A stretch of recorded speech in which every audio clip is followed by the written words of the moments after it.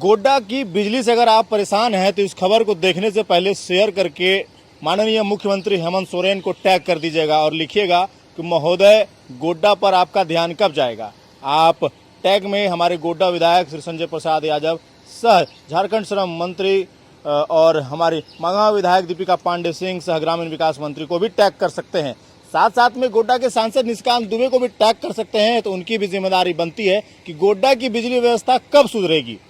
लगातार 2 से 3 दिनों से लोग ना तो दिन में चैन की सांस ले पा रहे हैं, ना रात में चैन की नींद ले पा रहे हैं। ये स्थिति हमारे ज़िले की है। लोग चिल्ला रहे हैं, हालांकि लोगों की आवाज़ नहीं सुनाई दे रही है, लेकिन लोग फेसबुक पर, व्हाट्सएप पर और इंस्टाग्राम पर चिल्ला रहे हैं, आवाज़ बुलंद कर रहे हैं ताकि कुछ नेताओं की नज़र हमारे ज़िले के बिजली विभाग पर पड़ सके और बिजली दुरुस्त हो सके।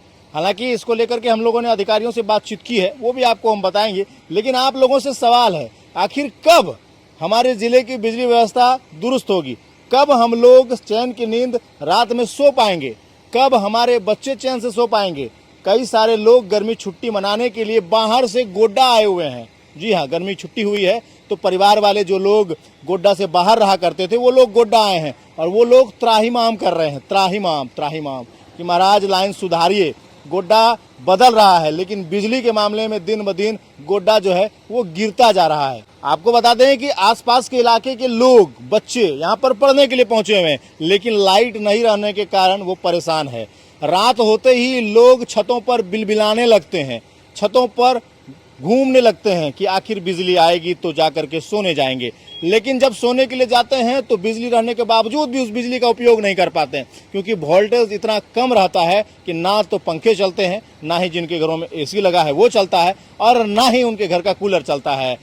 इन्वर्टर रहने के बावजूद भी बार बार इन्वर्टर एक ही बात कहता है कि महाराज बंद करिए, अब हमारे अंदर कैपेसिटी नहीं बचा है आपको ठंडा हवा खिलाने का। बात में कितनी सच्चाई है कमेंट में ज़रूर बताइएगा। और आप लोग भी अगर इस बिजली से पीड़ित हैं तो एक बार हैशटैग माननीय मुख्यमंत्री हेमंत सोरेन तक कर दीजिएगा, ताकि आप लोगों की समस्या हमारे अधिकारियों तक, हमारे नेताओं तक, जनप्रतिनिधियों तक सुनाई दे। हालांकि इसको लेकर के सभी लोग तैयारी कर रहे हैं, जुटे हुए हैं। एक आक्रोश भी लोगों को देखने को मिल सकता है, लेकिन कब तक हम लोगों को इससे निजात मिलेगा, इस सवाल का जवाब अभी तक कोई नहीं दे पाया है। बाकी आइए, आपको यहाँ के अधिकारी से हमने बातचीत की तो क्यों है ये वजह और क्या है इसके पीछे की वजह कि अगर हमारे जिले का जो बिजली है वो खराब हो गया है, वो आपको बताते हैं। गोड्डा जिले में चल रहे बिजली संकट को लेकर जब विद्युत कार्यपालक अभियंता श्री राजेश कुमार मिश्रा से बातचीत की गई तो उन्होंने बिजली आपूर्ति की मौजूदा स्थिति और भविष्य की योजनाओं को लेकर अहम जानकारी साझा की।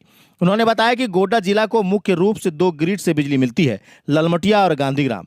ललमटिया ग्रिड को पावर कहलगांव से प्राप्त हो रही है और वहां से महगामा, मेहरमा, ठाकुरगंटी, नया नगर सहित अन्य क्षेत्र में सुचारू रूप से बिजली पहुंच रही है।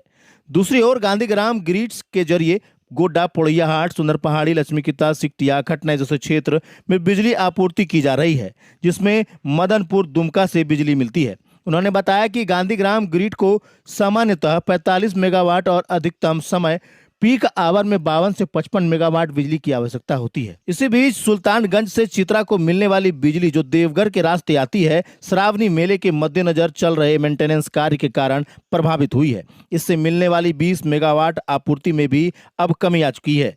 श्री मिश्रा ने बताया कि गोड्डा जिला को सुचारू रूप से चलाने के लिए कुल 80 मेगावाट बिजली की जरूरत है। इसी को ध्यान में रखते हुए यह एक नया प्रयास किया गया है, जिसमें पथरगामा को महगामा से जोड़ा गया है। यह लाइन आज से चालू कर दी जाएगी। इस अन्य व्यवस्था से 5 से 7 मेगावाट बिजली राजाभीटा तक पहुंचाई जाएगी और शेष 7 मेगावाट गोड्डा की जरूरतों के लिए इस्तेमाल किया जाएगा। इससे गोड्डा को वर्तमान में मिलने वाली 25 मेगावाट आपूर्ति बढ़कर 32 मेगावाट हो जाएगी, जिससे बिजली संकट में आंशिक सुधार की संभावनाएं हैं। अंत में कार्यपालक अभियंता ने कहा कि 28 जून तक सुल्तानगंज की मरम्मति का कार्य पूरा हो जाएगा, जिसके बाद 20 मेगावाट की सप्लाई बहाल की जाएगी। इसके बाद बिजली व्यवस्था में व्यापक सुधार देखने को मिल सकता है। हालांकि उन्होंने यह भी स्पष्ट किया है कि जब तक मदनपुर को पर्याप्त बिजली की आपूर्ति नहीं मिलेगी, तब तक पूरे जिले में अस्थायी समाधान नहीं मिल सकेगा। संभावनाएं जताई जा रही हैं कि जून के अंत तक यह समस्या बनी रह सकती है। वहीं उन्होंने आगे यह भी कहा कि धेनुघाट थर्मल पावर स्टेशन के 1 यूनिट के बंद होने से भी समस्या और भी बढ़ गई है। बाकी ऐसे तमाम खबरों के लिए बने रहिएगा हमारे साथ, देखते रहिएगा जिला जवाहर।